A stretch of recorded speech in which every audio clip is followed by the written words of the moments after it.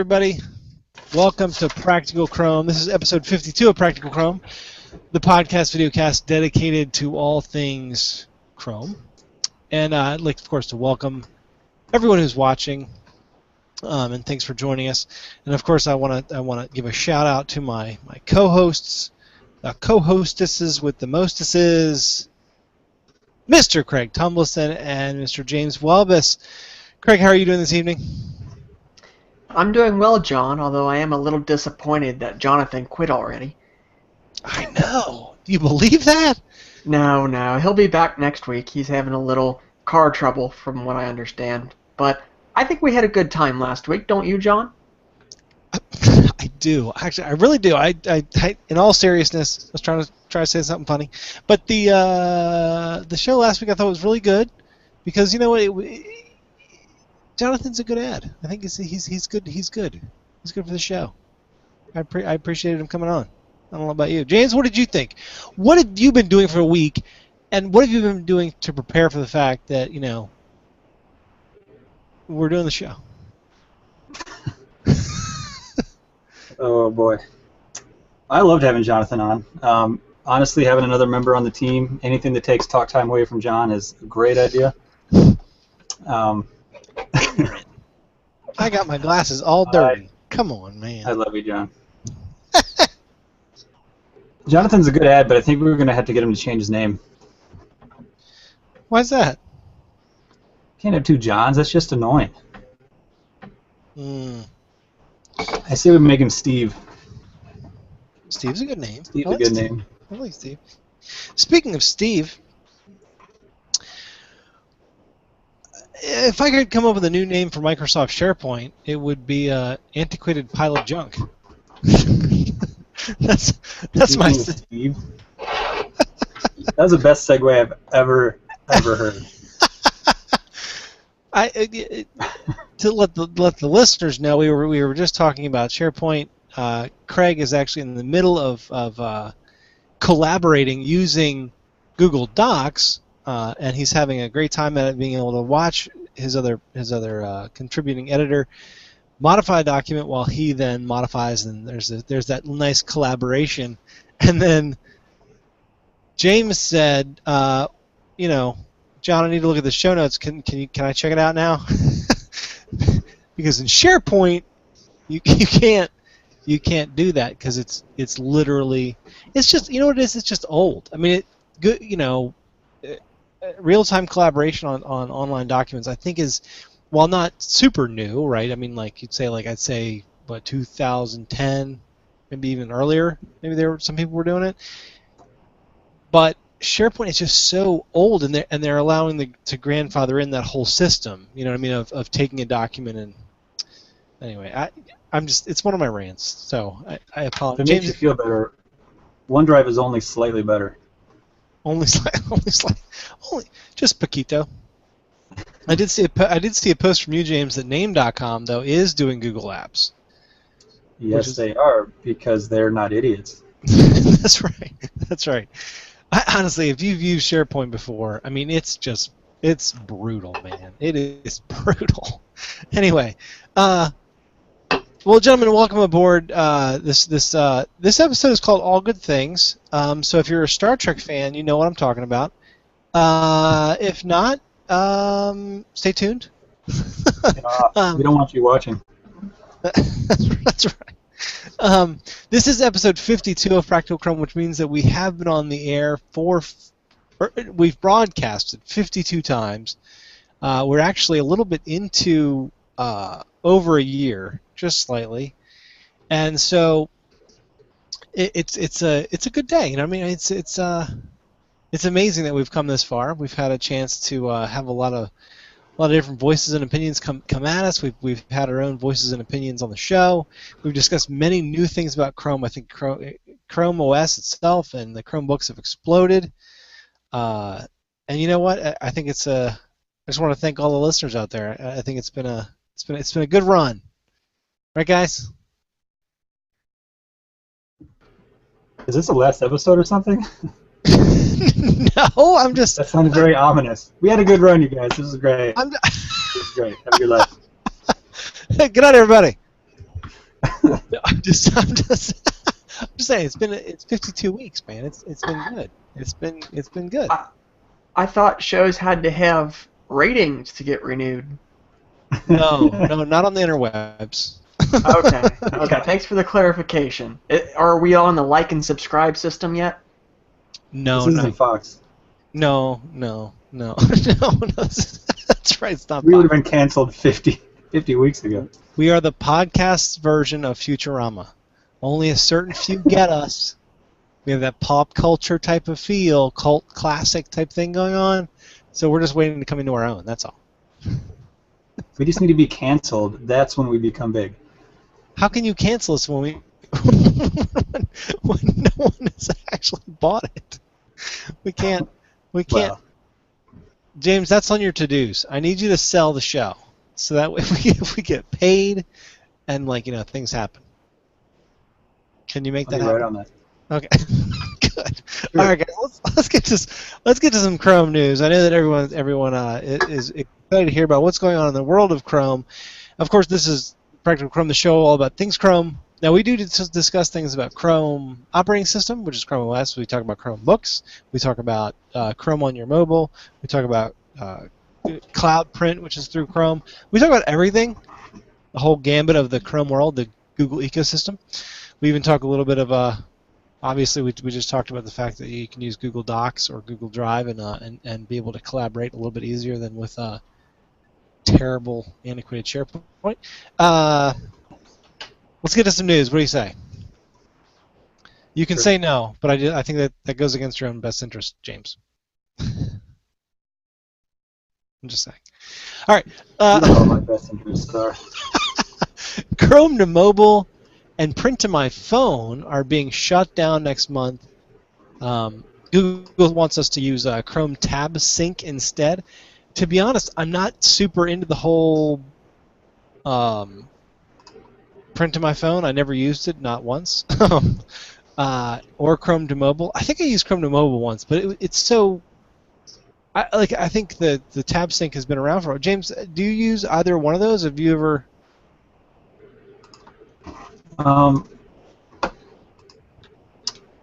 I used Chrome to phone once. Right, when it came out, right? Yeah, because it sounded cool. It was like, oh my gosh. Instead of looking at this website on this huge monitor, I could look at it on my phone instead. This is nuts. And so I tried it once and never used it again. There's just no need for it. I mean, it's so easy now to go into your Chrome settings and go into recent tabs and see any tabs that have been open on any of your Chrome devices. On any device. Just open it. Exactly. That's why I totally agree. Now, one of you put though to use Pushbullet instead. How does Pushbullet work in that fashion? Well, when you add the Pushbullet extension to Chrome on desktop, and you click on the Pushbullet button, right now, and I don't really like this, right now it defaults to their newest feature where you can send text messages to people if you have the app on your phone. So it defaults to that screen, but if you click on the Push tab, you have the option to send yourself a note, a link, or a file. And if you select the link, it automatically puts in whatever web page you're looking at when you click on the button. So that's kind of neat. So that is kind of the Chrome to phone option right there. If you're looking at a website on your computer, click the Pushbullet button, click Push, and select Link, and it'll automatically have the link of the web page you're looking at. Just hit Push it, and it'll send it to really all your devices that have Pushbullet installed, whether it's a Chrome browser or your phone, and then it'll just be a notification. You can tap it in and it'll open up the website. So it literally has the Chrome to phone function. It will send a web page from your Chromebook to your phone, or your Windows Mac to your phone, or vice versa. You can send stuff from your phone to your desktop too with Pushbullet. So it's basically Chrome to phone plus a whole bunch of other options. Wow. Well, there you go. I mean, I think that I see that purpose. I think there's other reasons to have Pushbullet, but I really, if you're just a Chrome user, the Chrome Tab Sync or just like going into like your history or looking at your open. It's amazing if you really just dig into the settings of you just open up Chrome on your mobile, or you know what I mean, or look at history. You can see what you've been looking at on any device that you have Chrome connected to. It's both scary and awesome at the exact same time. So definitely check that out. But if you do use Chrome to mobile or print to my phone, those are being shut down. So now this next story is from chromestory.com. Okay, it's Dinson out there, and he wanted to show people how to disable Chrome's new user menu. And he just goes into how, like, if you don't want it there, I believe was kind of his context was if you don't want to see it, here's how you disable it, right? What's funny about that is that when I first saw it, I was like, it's cluttering in a sense, right? Because as your tabs grow, and then it's like this hang down that I'm like, I don't want it there. I like the interaction a little bit, and I think it's been a needed feature. But I think that I would actually turn it off. Craig, have you Craig? Earth to Craig. I'm here, John. There he is. Quit collaborating, you canoodler. What do you think of the? Have you seen it? Now I know that you're mostly a Chrome OS user. But have you seen the new user menu on Windows? Yes. I've seen it. I've seen a lot of complaints. Here's the thing. I think it's so the current. First things first. The old system used little characters like cats and ninjas and pizza icons to allow you to switch between Chrome profiles on a Windows computer. And it didn't show up unless you had multiple profiles enabled. This new feature shows up whether or not you have multiple profiles enabled because it now adds a guest mode, which is basically equivalent to the private browsing. But it's for if a friend stops over, you can quickly switch it into guest mode, just like on Chrome OS, and let them browse without necessarily having access to your bookmarks. The placement, I think, is the biggest issue for most people. It's kind of in a handy spot, but I think there's this rule: you don't put things in the taskbar area in general.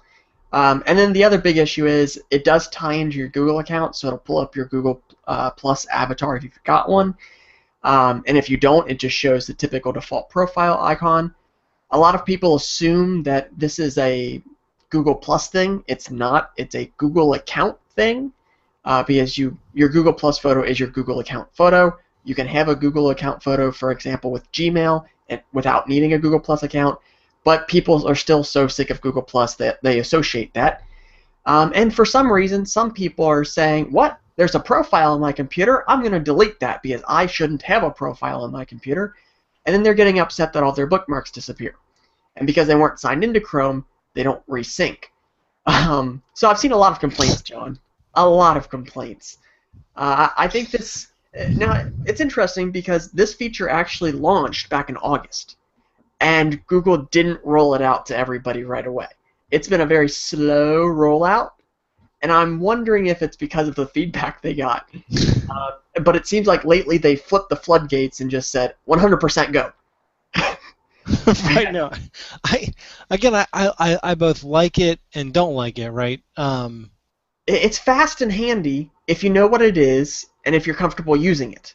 If you don't know what it is, it's jarring, it's different, it's new, and it's in your face. And people do not like any of those adjectives.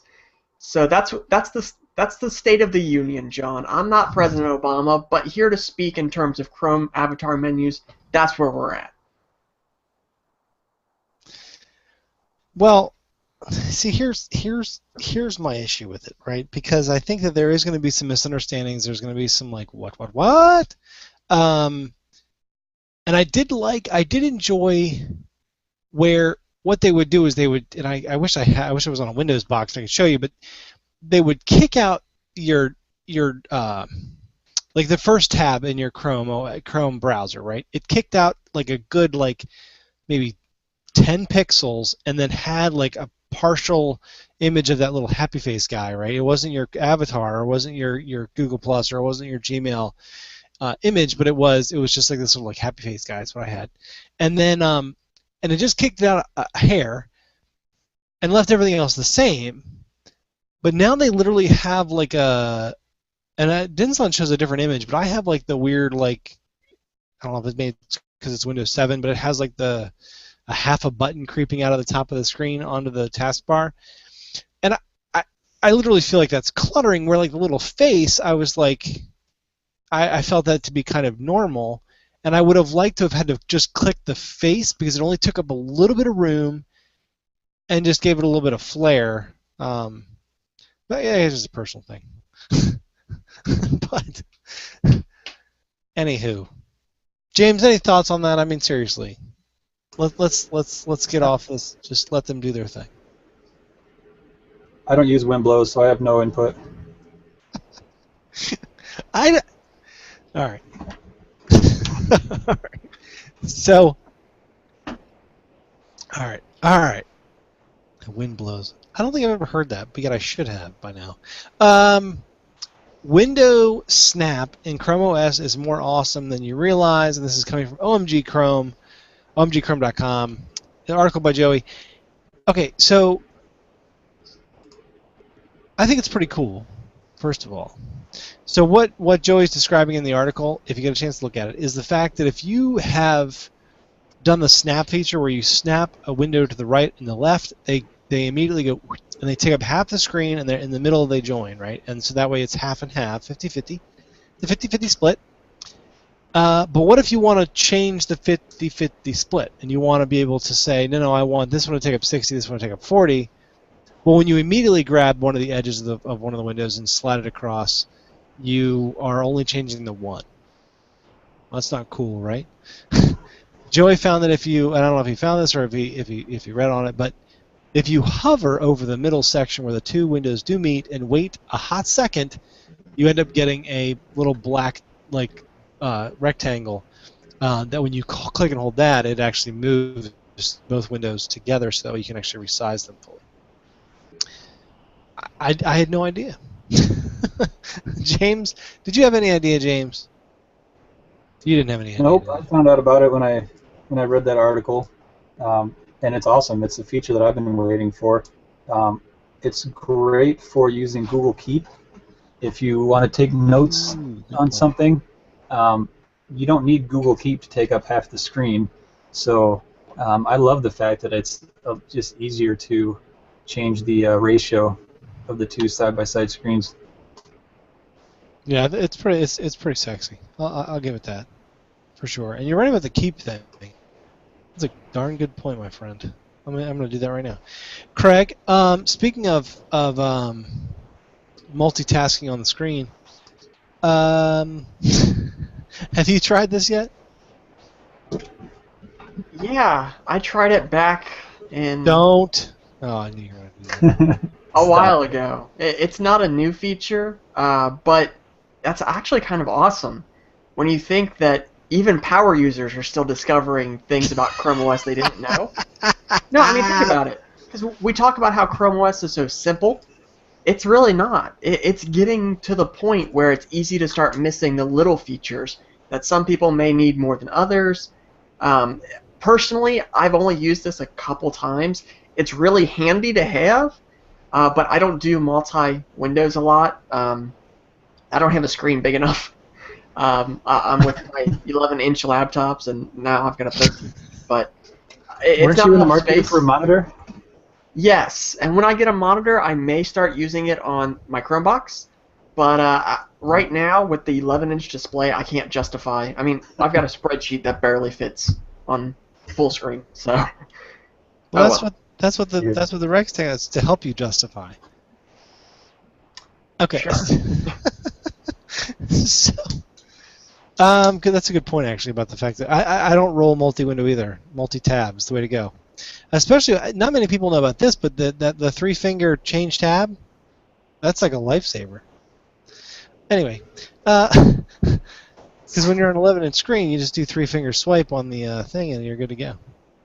You know what I'm talking about. It's like awesome. Best thing ever. Next story. since you know what, I'm a little bit hurt by Craig's comment about the power users are still finding out things about Chrome OS. That just hurt a little bit. Why? It's a good thing. It's a good thing. Really. It's good to have some mystery, John. You don't want to know everything. No routine. What kind of operating system do you take Chrome for? I heard recently that it's an operating system for dorks. I heard that too. I did, and I think James might be able to elaborate on a fun tangent. Be nice. Chrome OS, if you didn't know, I'm always, come on, who are you talking to? I don't have a mean bone in my body. I found out recently that Chrome OS is actually meant for software nerds, believe it or not. Forget the fact that you can't actually install software on Chromebooks. That's irrelevant. It's made for software nerds, according to some random lady on the Google product forum. It's also, I don't remember if it's for dorks or she's mad that it's not for dorks. Her post didn't make a lot of sense, so I'm a little fuzzy, but it was a good read. There was a lot of cursing from a librarian, that's all I know. Librarians are angry. Very angry. All right. Google's latest patent is for an automatic incognito mode. So if you're not familiar with incognito mode, what incognito mode does is allows you to surf the web without saving any data to your local device. Some people think it's like, ooh, I can use this to like surf the web anonymously. No. Don't think that.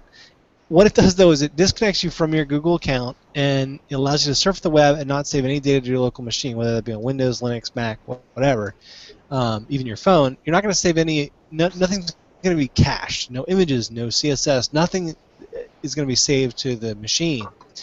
But keep in mind, though, that your ISP, your mobile provider, whoever, will still know where you went.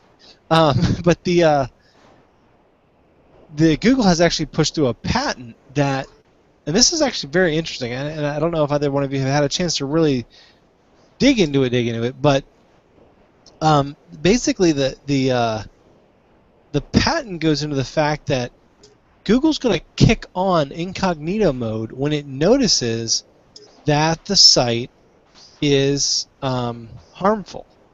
It reads that the automatically kick in on a desktop and mobile browsers based on the type of page you're looking at. As detailed, the features work by analyzing the content of a web page then, when requested, and if the page has a privacy mode condition, which the exact heuristics determining which are not divulged, Chrome would then prevent the usage of web usage information, history, credit card information, search terms, etc. Actually, so I was a little bit wrong there. But privacy mode condition means that they're going to be kind of marking pages as. That's very interesting. Craig, your thoughts? Initial thought: it's a patent. Doesn't mean it'll be developed. Google owns a lot of patents that they haven't put into practice. Second thought: kind of creepy. Honestly, this does kind of walk that line. Every now and then when I'm banking or something, Avast on my Windows PC will pop up and say, hey, you're using a connection that should be secure. If it's not, try buying our VPN service.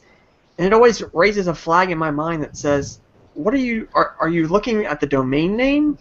Are you uploading this list somewhere with my IP address for logging purposes? Are you scanning the page? What are you doing in my traffic, buddy? And yeah, it's not great. And I know Google has the capabilities to do that. And I know they don't, when they scan things, they're looking for individual keywords and things like that. But don't tell me, don't remind me when you're banking or shopping for gifts for somebody. That's not an appropriate time to pop up and say, hey, remember, we know everything you do. You know what I mean? I'm with it. Maybe next episode we start to dive into that a little bit, and not to be anti-Google, but to be just more, let everyone be more aware of what that really could mean. Because, like you said, it analyzes the content of a web page when requested. So, what you just said, Craig, is it sending this to a database, at Google, or is it a keyword hot list, or is it a keyword string so that it finds a certain string of words together, like the word credit card? Like what's it doing? And they actually say that that's not being divulged. So, like, that's not in the patent. So we don't know what they mean. They're just kind of throwing a patent against the wall. To be honest, they're throwing some stuff against the wall and see if it's stuck. And of course, it's stuck. Because James, what do you think of the fact that what Google's trying to do, by doing this, is say, James, hey, you just went to Chase.com.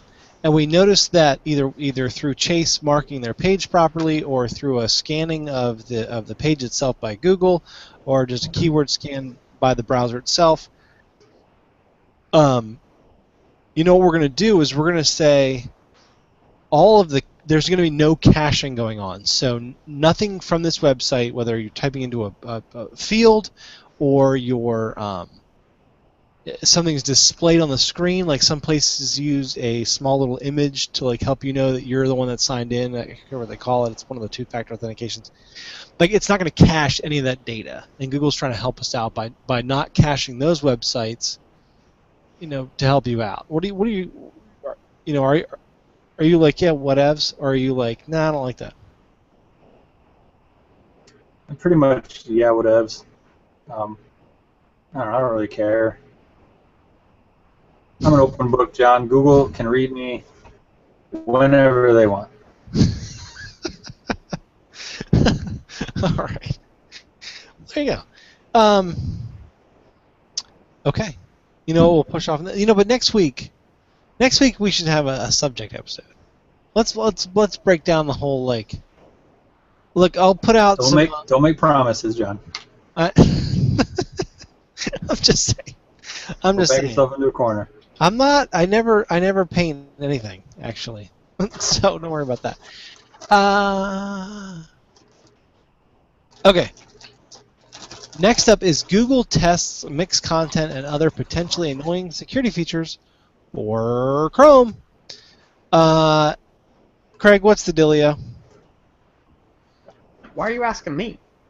As if I know things about security and whatnot. Here's the dealio, John. Here's the dealio. I was going to say, I love how you let in with, I don't know anything, and then but you're totally ready. Because you are, James? The knower of things. Yeah, I read this article when it was published, like last week probably, and I needed a few seconds to remember it, so that's what that was. So yeah, the idea here is that the Chromium team wants to make the web more secure for the average user. Part of that is to get more and more websites using SSL and some other technologies that encrypt your connection by default. The problem with that is that SSL is complicated and sometimes costly, and website owners are notoriously horrible at making good on standards. So what the Chrome team's testing here, and they're testing this is not ready for a public release or anything like that, is annoying the user. And basically, if they annoy the user properly, the user may complain to the website, and then the website may respond by upgrading their security default behavior. I don't think this is a good idea. I'm going to go on record saying that. I generally prefer that users are not annoyed, but at the same time, if you can reach a balance between annoyed and prodding or something along those lines, I might be okay with it. For example, right now when you visit a secure website, in the top left corner of your address bar, you'll see the green padlock and a green HTTPS. That indicates that you're browsing a secure website. When you're browsing any other website that's not secured, it's just the typical formatting. I would be in favor of a change that stops pointing out the secured connection and starts pointing out an unsecured connection. In my mind, that makes sense. I don't think that's that annoying. But at the same time, there's also a risk where if 90% of websites are still unsecured, users will just ignore it. Users ignore things a lot of times, which is why phishing is still so popular. All the time, every day, twice a week on Right. Sundays. Exactly. So I think I'm happy that they're experimenting, because you need to, or else things get stale and users get comfortable, and that's when the hackers win. So go ahead and test. Just slow rollouts. Don't open floodgates. Test properly. Honestly, the term hacker, I think, is used too much these days, right? It's a misnomer. It is, because really, I would, and this is like a totally, how I am with facts. 80% of the time, a hack system is really just because a user was like, here's the front door. And they open the front door and they go, come on in, even though, like that's 80% of the time, that's what a hacking is just a, WordPress. WordPress is one of them. There are others, though. I mean, even Microsoft and Windows. I mean, like, Microsoft just came out with a number of security holes that were enormous. I mean, like, enormous. Enormous. They were really big. And so, yeah, it is what it is. James. Yes, sir. Is this another whatevs? Or do you think that...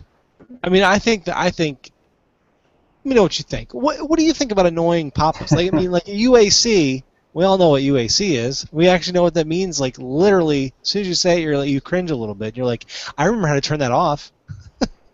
Because Windows Vista was, like, all up in your grill with every little tweak. So what if you had that with Chrome? Yeah, I'm kind of with Craig in that I don't want annoying anything, pop-ups, what have you. I would not recommend notifying users in any way whenever they're viewing a website that's not secure, because that's like 70% of all websites probably in the world. And while you and I might know what it means when it says, hey, just FYI, this website you're looking at is not secured with an SSL, the average person is going to look at that and think, oh crap, if I go to this website, I'm going to get a virus on my computer. And people's blogs and other things like that that really have no need for an SSL are going to lose a lot of viewership because of paranoid people thinking they're going to get viruses from these websites. So I'm not sure if it's a really good idea to point out every website that doesn't have an SSL installed. I think pointing out the ones that do have an SSL installed is a good plan, because that lets the nerds who actually know or care what that means know what's going on and doesn't freak everybody else out. The only exception would be possibly, and this would get into, is it okay for Google to scan what I'm doing?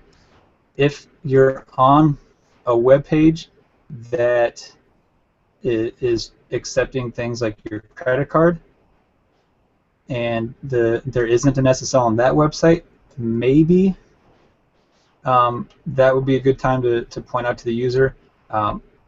Chances are that's going to happen anyways, because most e-commerce softwares default to HTTPS, and anytime you try to go to a website by typing HTTPS with no SSL installed, you do get a warning. So that probably will already be taken care of anyways, but that's really the only time I would think warning a consumer that there's no SSL on a website would be a good idea, is if they're about to plug in their credit card information or something. But if I'm just going to a blog or practicalchrome.com, you don't really need an SSL on those websites. I don't want people, John, to not view our website because we don't have an SSL and Google's like, hey, this site's not secure. Yeah, that's that's a good point. That's a good point. Recently had a discussion with someone who was trying to send out a lot of emails, And Google's new feature has been actually starting to be blamed, where it separates out the emails in like the promotions email folder, where Gmail actually says, "Hey, that's a promotion," and shows it in this promotions folder, is actually really hurting people that have signed up to use certain mail services, and all the files are all the emails are going into the promotions folder, right? So I say that to say that it's a good point to say that to label a site, hey, this isn't SSL, for all sites, even like a blog that doesn't need SSL or anything that doesn't need SSL, is a bad idea. I agree, because it would harm everyone who can't. I mean, how much are SSLs these days, and how hard are they to configure? Well, they're hard to configure, but how much are they these days? They range anywhere from $5 to $400 based on how stupid the person buying the certificate is. Okay, but are the $5 ones even worth it? They're the same exact thing, John. The same exact thing. It's not thing. hard to. An SSL is basically just a few lines of code that doesn't change a whole lot. It doesn't cost GoDaddy, or I'm blanking out, any other company that makes SSLs. It doesn't actually cost. If I go to GoDaddy's website and I purchase an SSL, that didn't cost GoDaddy anything. They already have SSLs. Now, they paid for research and development and to create them, but that's it. Hang on, not necessarily, because when you get into the upper levels of SSL certificates, what you're actually paying for is the audit trail. You're buying it from Komodo or Positive SSL, and those companies verify that you're a business and verify that the business that you claim to be is the one that's issuing the SSL, or the one that's providing the SSL certificate. That now, depends on the kind of SSL you get. Right. You can get free ones, and that's probably the ones GoDaddy's selling you, and that makes sense. But let's put truth where truth is. If you pay the extra fees, the audit trail is what matters, because it's an independent organization saying you are a legitimate registered business licensed to operate in this industry. You're not a fly-by-night shop. And that's really what you're paying for when you get up into the $200, $300, $400 annual SSL fees. Well, right. They actually do an investigation on you. Like you said, that you can get a cheap SSL where it's literally anybody can buy one. Anybody. And if you go to a website and it just says HTTPS and that's it, that's the kind of SSL that person got. They probably paid $10, $70 or whatever for it. No investigation. They paid the money. They downloaded the SSL. They imported it on their server, and that's it. Or if you go to a website and it actually has like a big green bar and it has like the name of that person's organization in that big green bar, that means they spent the extra money, and the company that issued that certificate actually did an investigation that probably took a couple of weeks to make sure this person's organization really is what it is. So I've never seen a free SSL. You could write your own self-signed certificate. People do that for like their own mail servers, but that's not really something you want to do for your e-commerce website. Yeah, that's what I meant, self-sign. Right, and as far as and the data encryption is not any better on a premium SSL than a regular SSL. What you're getting is, like Craig said, you're getting the peace of mind knowing that this person was actually investigated and they really are who they say they are, as opposed to this person just had $20 and bought an SSL that anybody could have bought. Well, there you go. That's the skinny on SSL, and the fact that we don't want to have a Windows UAC experience with our Chrome. That's pretty much what we've got. I don't want any Windows experience in my Chrome. But Chrome OS is for dorks. Okay, so is this important? Spotify might come to Chromecast. What's Spotify? I think us three is not a very good judge of this, but basically Spotify might come to Chromecast. This is a story from Chromestory.com, and is it big? Is Spotify big? I don't know. Sort of. It's Spotify's the very popular music streaming service competitor to Google Play Music All Access. Very, very popular. Taylor Swift recently pulled her music, and it made a big fuss in the news. Yes, I keep up with news. I was gonna say. So what's Did going you on with pull it Taylor from Swift Google? these days? These days, Craig. All right, guys. Have you spoken with her? Is she on the cover of Teen Beat? Well, her new song's actually about me. So. Is it? Wow. Well, that's fantastic. Congratulations, Craig. Anyway, back to Spotify. So Spotify, Is it Spotify or Spotify?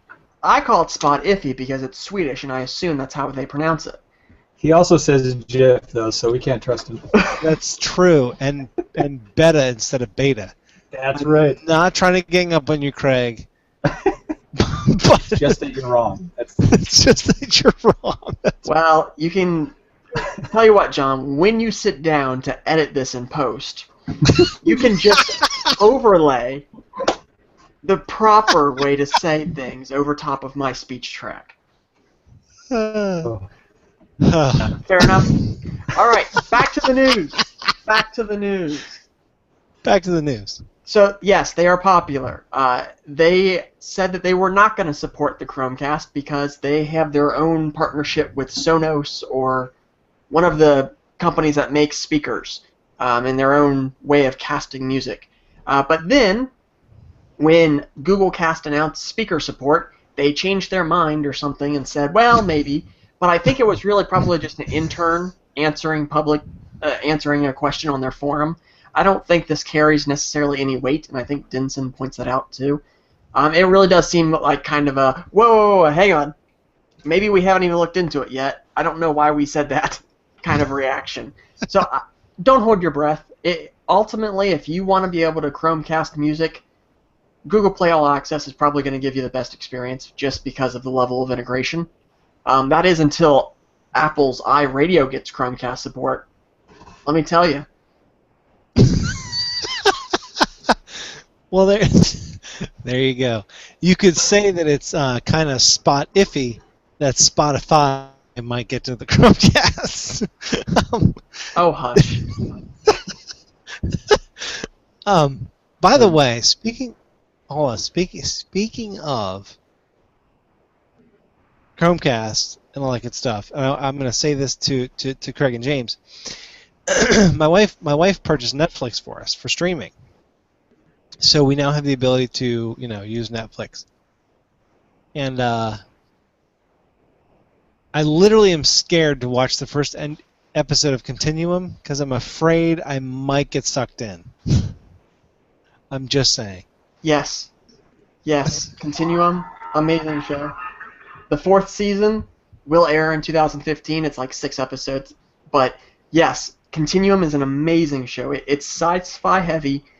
It's creepy how well it predicted events that have occurred recently.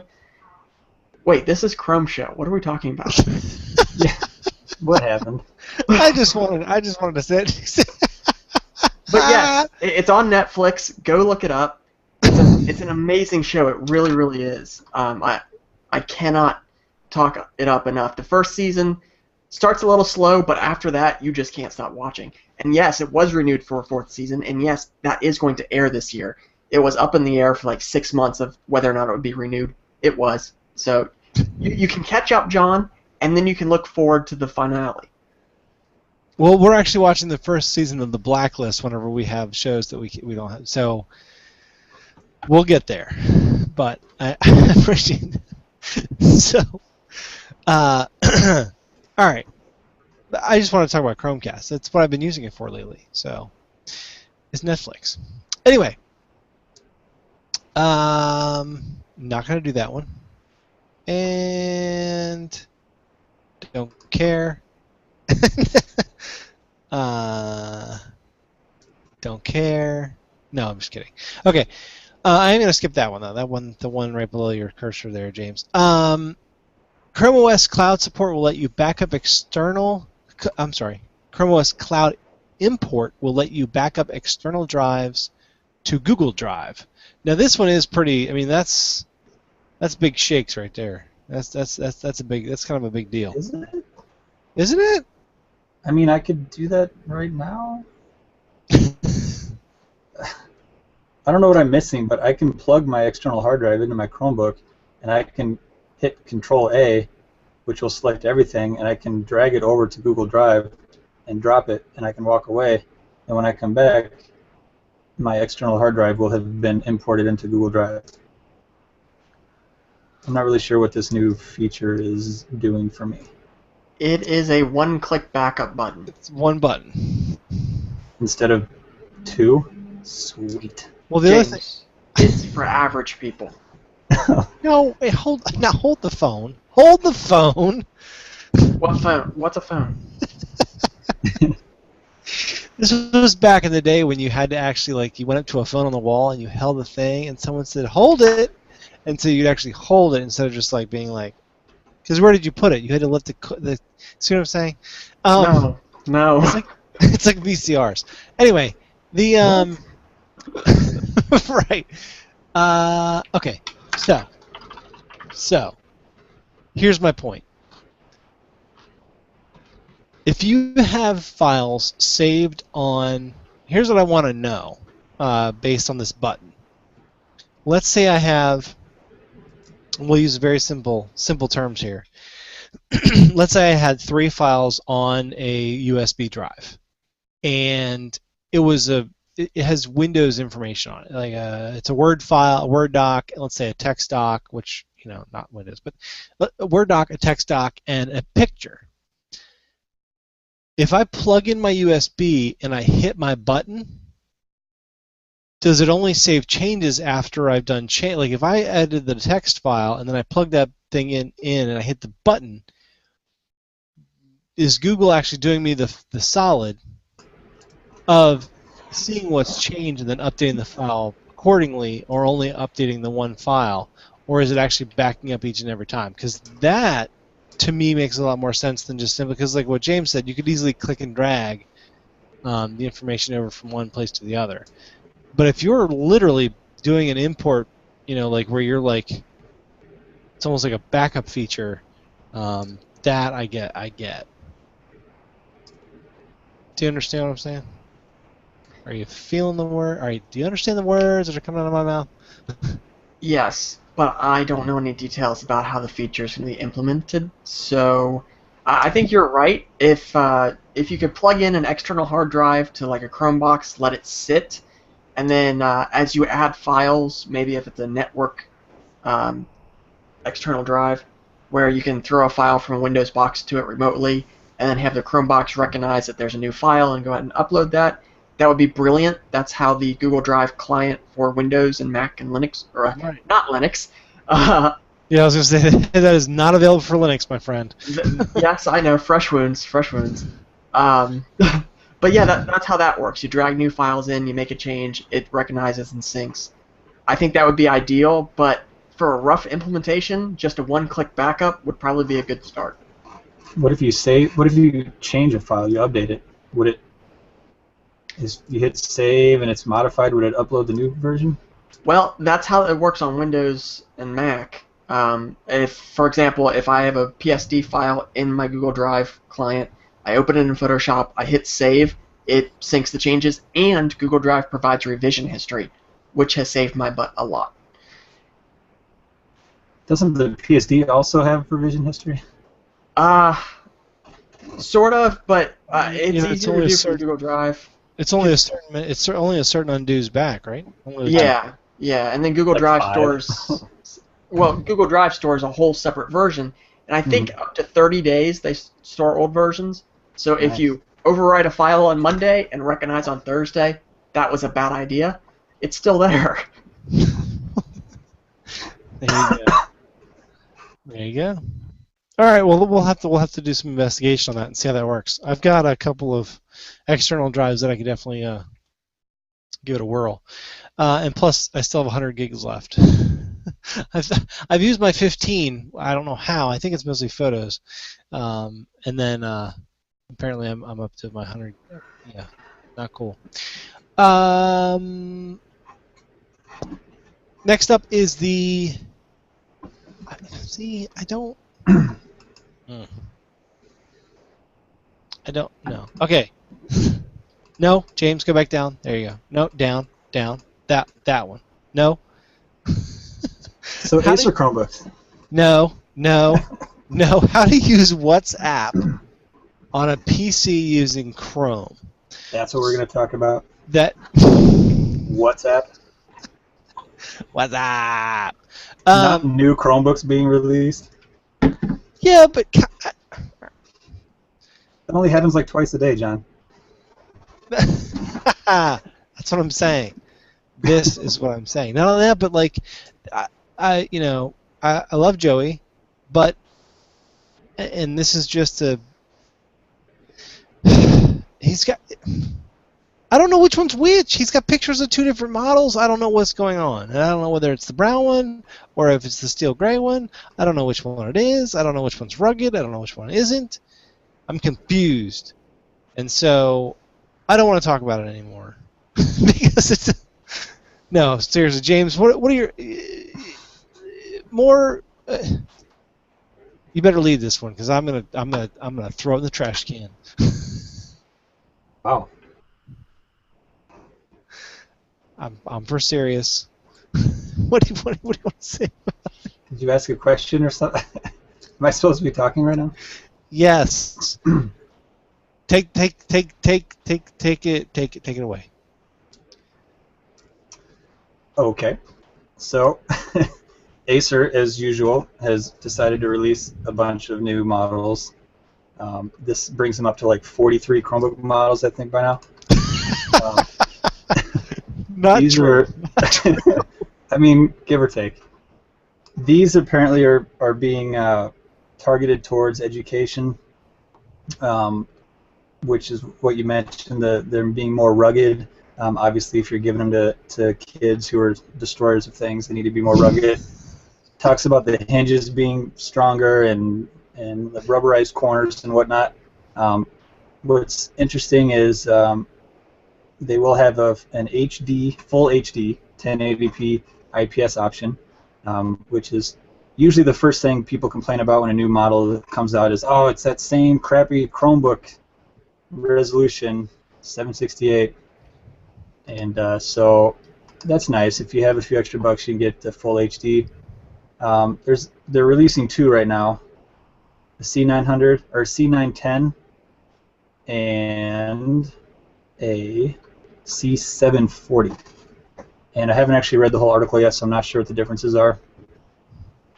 Maybe you can jump in. And it looks like they're going to be Broadwell, which is the new what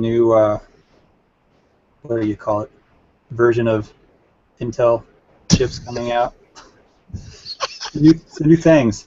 I'm not commenting on this article. Craig, You're not commenting at all? I'm not commenting on it at all. Go ahead, Craig. Do you have anything to say about these new Broadwell rugged? Well, they're education models, right? Yes, they are. So they're not going to be available in the consumer retail channels. According to this article, the C740 is solely going to be education, but it looks like we'll be able to actually get our hands on the C910, which is the 15.6-inch model with 4 gigs of RAM. All right, that makes much more sense. I was really confused when I pretended to read the article about why this would just be education. I mean, if you're going to mass produce a device, especially a 15-inch device in a realm where there are no other 15-inch devices, make it available to consumers at least to get a gauge on the market. So that's a little bit better than education only. And of course, education units, we know they end up in consumer hands through scrapers and scalpers and Amazon sellers. So, nefarious peoples. Right. So you already said scalpers. Right. So I think officially is better through retail channels. I don't have much of an opinion on these. In general, they're nice, but like I said before, the size is the deal breaker for me. It's a little expensive too, I think. I have a quick question. Are you commenting on this? No, I'm not commenting on this. I'm asking a question. The question is what new can come to a Chromebook? Backlit keyboard. Come on, really? That's all you have? Yep.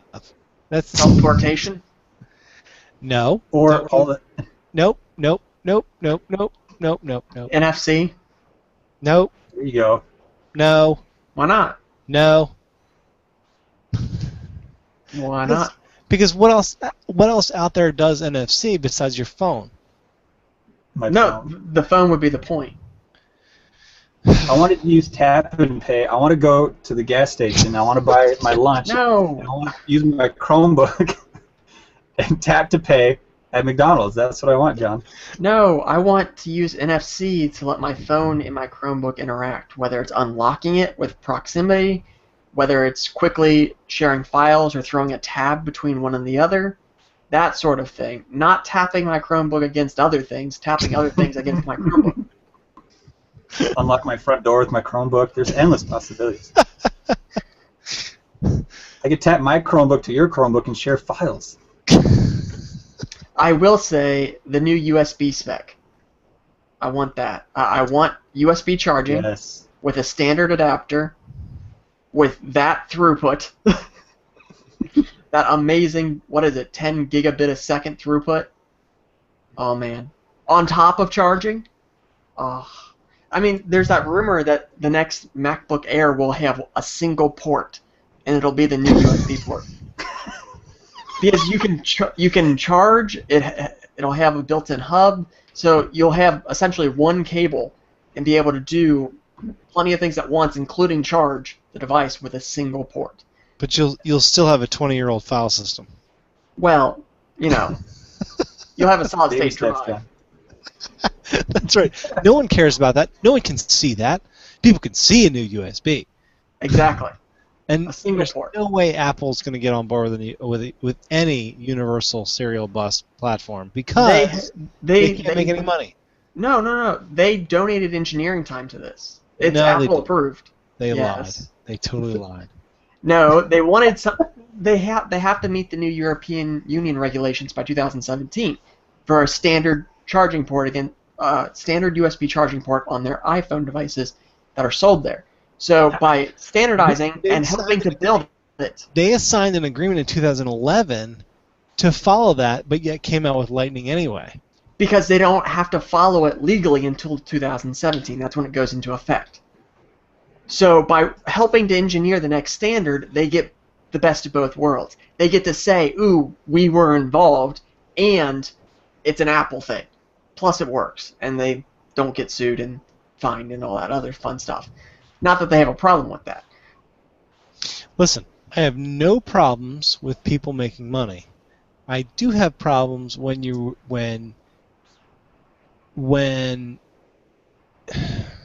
never mind. Look, I want the port on my next Chromebook, and I want to be able to take that charger and plug it into another person's MacBook if I need to.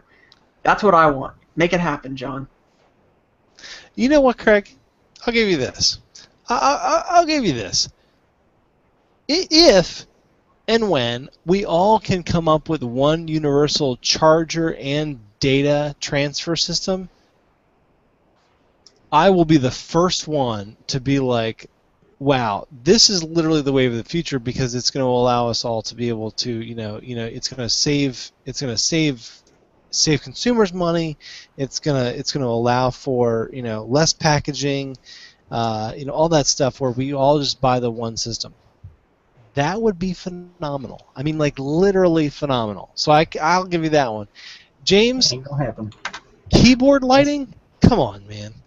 What else do you want, bro?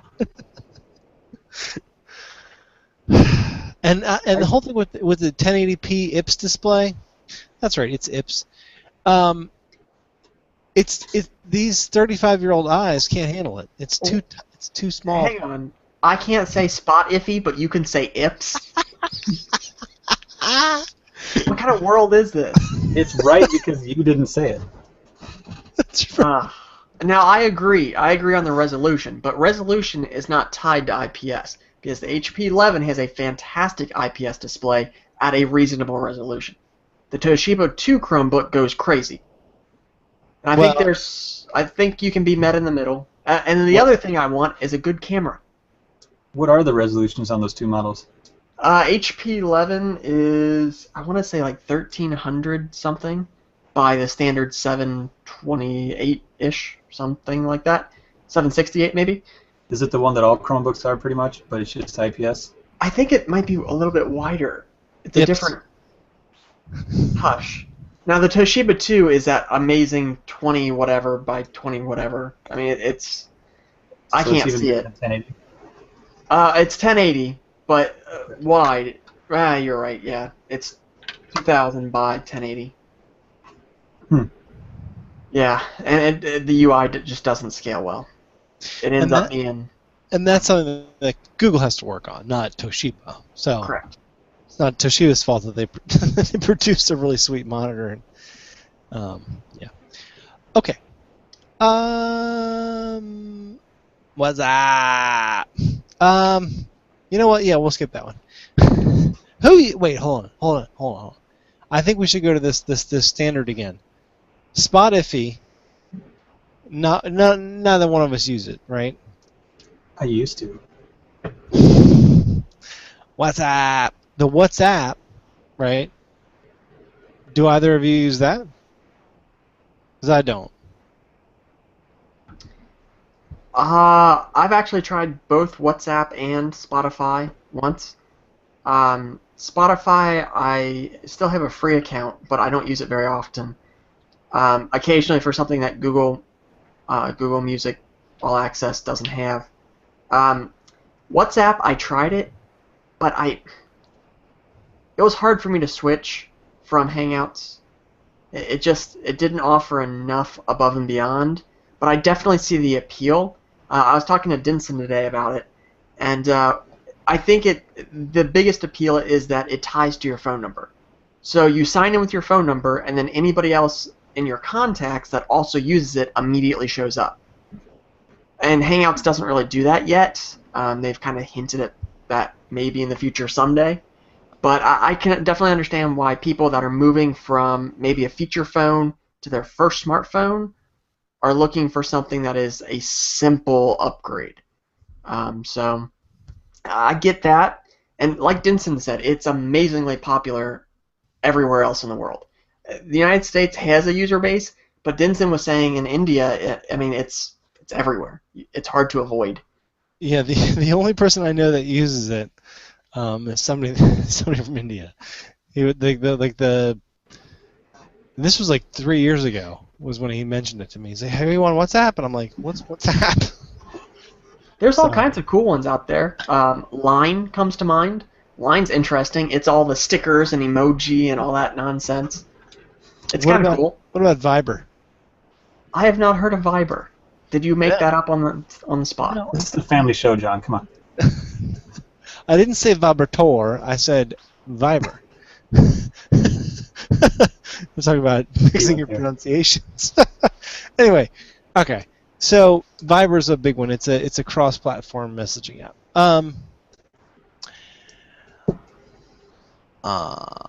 Next up is Chrome OS Virtual Keyboard to get Android-like gesture typing. So basically, if you have a touchscreen like a C720, or maybe even you have one of those really awesome convertible models, this really would kind of pique your interest because you could easily just be like, swishing your finger around and getting it done versus being like, chicken pecking. Both of you have a C720p, the touch model. Do you see yourself, and James, I'll start with you. James, do you see yourself, actually taking your finger, poking the screen, and then, doing that, or are you more like, this is definitely like a tablet convertible type thing? Because I don't know if I'm necessarily going to be all swiping the screen on my Chromebook. The greatest feature about Chromebooks is that they come attached to a keyboard, which makes typing insanely easy. I don't know if you've ever tried it, but it has the keys all laid out right in front of you, and your hands just sit right there. They don't even move, and you type. It's really cool. I could see maybe this gesture typing thing being cool for people who buy Chromebooks without keyboards on them. That'd probably be cool. Okay. Craig, the fact that sales of Chromebooks without keyboards has been skyrocketing, I think, is a good reason why this might be a good idea. Have you had a chance to think about that, or do you have one of those Chromebooks yet? This I'm not a fan of the swipe keyboard on Android, or how the official keyboard ripped it off. So I don't see myself using anything like this on a Chromebook. I haven't used the on-screen keyboard much either, to be honest, on my C720p. On my phone, I actually use Minimum, which is that crazy keyboard that James doesn't seem to like. Pronounced Minum. Yeah, it's that Canadian. keyboard. It's Canadian. I Pronounce it use however that you want. keyboard. I got Flesky and I hate it. What's Menu? It's crazy. Here, let me pull up a. Minum is a keyboard where it actually senses when your thumb is coming at the space key, and it moves the space key out of your way, so you hit something else instead. I'm assuming that's the only explanation for why I never hit the space key. All right, so that's what it looks like, John, in terms of size. It's literally only that big. What the hell is that? It's craziness. I'll put a screenshot in the chat, but That's The the way only it reason I works- use it. the way it works is it takes your standard QD keyboard and basically squishes it, and then you don't have to be remotely accurate. It figures it out, and it does it very, very well. It learns, and you can swipe to do a space. You can throw your emoji panel in there, which is obviously a requirement for me. It's very handy, and it's gesture-based, so you can just put 2 thumbs down, and it opens up a full keyboard for typing passwords and stuff like that. But I love it because it gives me more screen space. I hate trying to type something and not being able to see the input field. Amen. Well, The keyboard itself is annoying, but I like it for that exact reason. You get so much more screen real estate with this keyboard. It's also a paid app, which is kind of annoying. I'm generally against paid apps, but I guess it says something that I chose to pay for this one when I'm normally against paid apps. Well, there you go. Yeah, and for the record, I actually funded it on Indiegogo, so I got in early. I overpaid, I think. I think I donated more than it ended up costing. But you know what? I really wanted to see that keyboard, because when I saw them do the demo, I had to have it. So yeah, this was a successful project that didn't just result in sad faces. I can't believe that you guys don't like gesture typing. I actually really, I mean, I use the switch. Gesture typing. Is that when you make a G with your finger and it gives you a G, or are you talking about like swiping from letter to letter? I'm sorry, you're right. I'm talking about swipe. I used to use swipe before I used Minum, and Craig laughs when I say Minum, but look at the app. It's spelled Minum. There are 2 U's, like the word vacuum. It's minimum. There's not another M. Look at the words. They Words. changed The how letters. it's spelled. Did they really? Okay, so Flickr, okay? The service Flickr, Flickar. It's not Flickr. It's Flickr. They just changed some letters around. You're adding an M where there isn't an M, though. You're actually adding an entire consonant into the word by calling it minimum. Why does this keyboard not look like the way you guys are showing it? Oh wait, what's that? I You sent you. accidentally swipe up. You can do themes and stuff like that too. No. It looks like a standard keyboard in this image. Oh, that's the extended version. That's the full keyboard. You can shrink it. It's shrunk by default. That's if you want to type a password or something. You're talking about mini mode.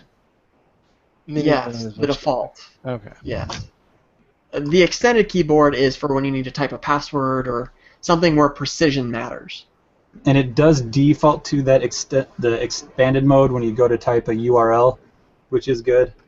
Oh Because yeah, I love URLs usually aren't real words, so the prediction never gets it right. Right, but Yeah. that's going to be a problem because of the fact that the web designer has to have define the No, in field. Chrome. No, Yeah. in Chrome, when you go up to the Omnibar, it Oh. defaults to the Well, expanded yeah. keyboard. It's Which is smart, nice. John. It's a smart keyboard. And James is right. Most websites aren't actual words. They're just weird spellings of words.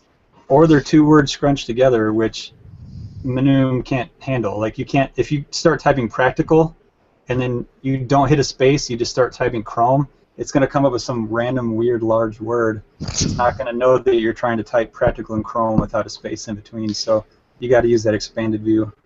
Or if you manually type it out once, then it knows. Yeah. It Question. learned the words. Like, it learned the word Chromebook, it learned the word Chromebox. I just had to type those manually once, and now it knows them. Question for you. What do you guys think of the fact that you get a warning when you install a keyboard? I ignore all warnings. Are you on Lollipop? No. That might be it. No, I get a warning. Well, no. The warning is basically, hey, you're using an app. It's a keyboard, and it could be keylogging and sending that to the maker of the app. Well, what do you think the default Google keyboard does? That's what I'm saying. What do you think about that? Where is our security, and why have we decided to give it away? You just want the next week's episode to be all about you and your security and where in your yard you dug a hole to bury your bitcoins. I know you, John. That's right. That's right. All right, last up. Sad news. Project Athena, which we all know that we've just been following and trying to keep up with, is no longer. It's truly sad. I think that there should be a moment of silence for this. The fact that Google has abandoned us, abandoned our want of things that are Athena, and it's a sad day. It's almost tragic, really. It's what it is. John, I'm going to ask you a question. Yes. Can you even begin to explain what Athena was? What I can say is that it was very, very sad. That's what I thought. A lot of people are having trouble with this. Because they were told Athena is the magic answer to everything. And now it's gone, and they don't understand what it actually was, what it was designed to solve. Sorry. My hand. I slipped. Go ahead. Sorry, Greg. I totally clicked that literally 30 seconds ago, and it came through just now. Because I was going to be like, it's dead, and I hit the button and nothing happens. Just, please go ahead. I did not mean to interrupt. Yeah, okay. So, Athena's dead. Long live Athena. Yeah, it was an experiment. There were no promises that any of it was going to become anything. And some of it may still become some things. Just because the experiment died doesn't mean that the results they got from it aren't going to eventually be put into use in other places or other ways.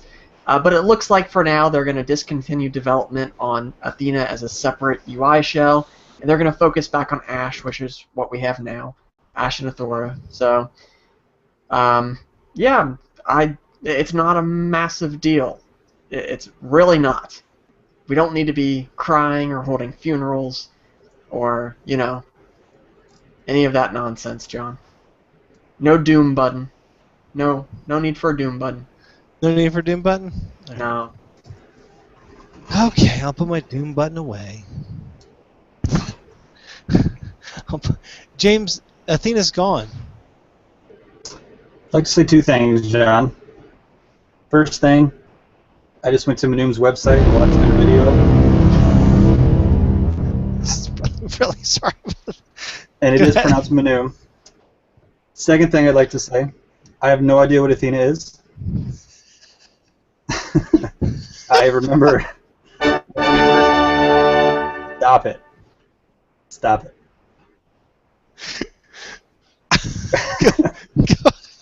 I hate you so much. When I first heard about Athena, I read the thing, commit log or whatever, didn't understand any of it, and I've completely ignored it ever since. I do feel bad for those who are sad about this. I hope I can find people. I'm out. Okay.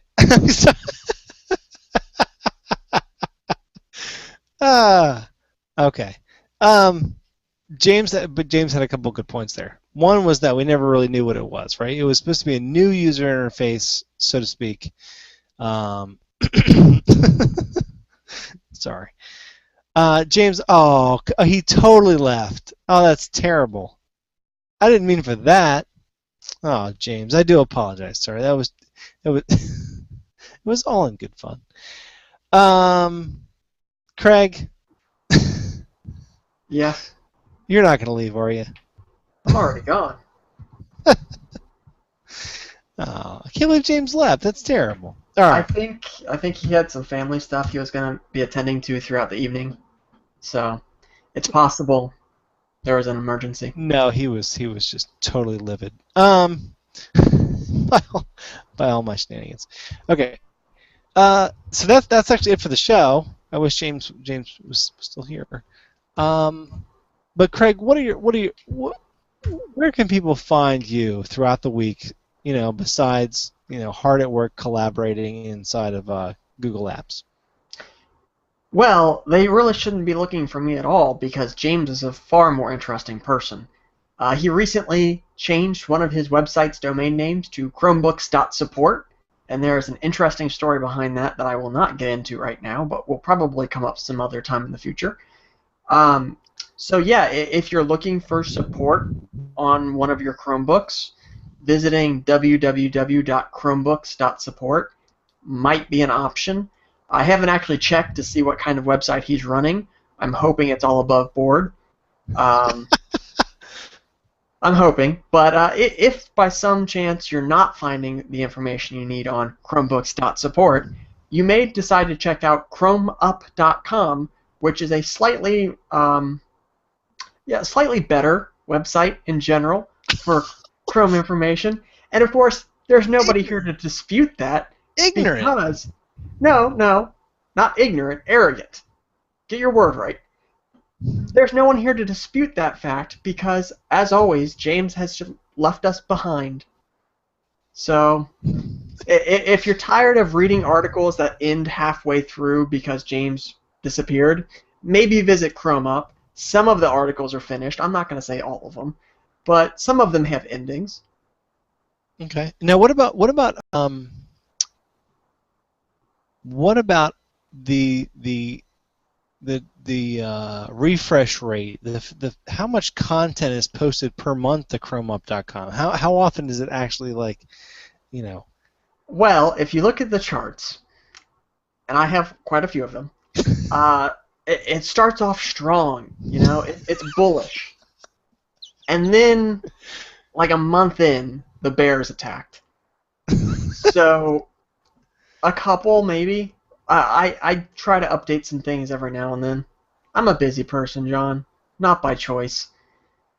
I would so much rather be just sitting at home updating ChromeUp with all the latest podcast links and news reposts from Chrome Story and OMG Chrome. But duty calls. I have a real job and a podcast, so. The world marches on. Where can people find you? Oh, no place. I am. You know what? I am totally off the grid. I'm like that commercial. I've gone off the grid. I'm completely not available anywhere. A live video chat probably isn't the time to announce that. Because are we on the grid?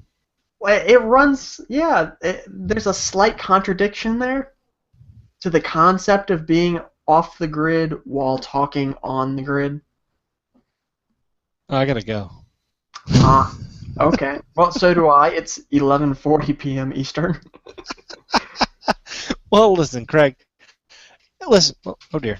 People can find me at practicalchrome.com. Although I haven't updated that site in quite a while. But All good things, right? So, everybody out there, thanks for watching Practical Chrome, the video/podcast dedicated to everything Chrome. We'll see you next week. Hopefully, we'll get James back. Hopefully, he's not too mad at me. He's probably got a voodoo doll in my image, and he's just poking it. He's poking it, and I hope not. But otherwise, everybody have a good week. Craig, I hope you have a good week. I hope you have a good, everything works out for you, and we'll see you next week.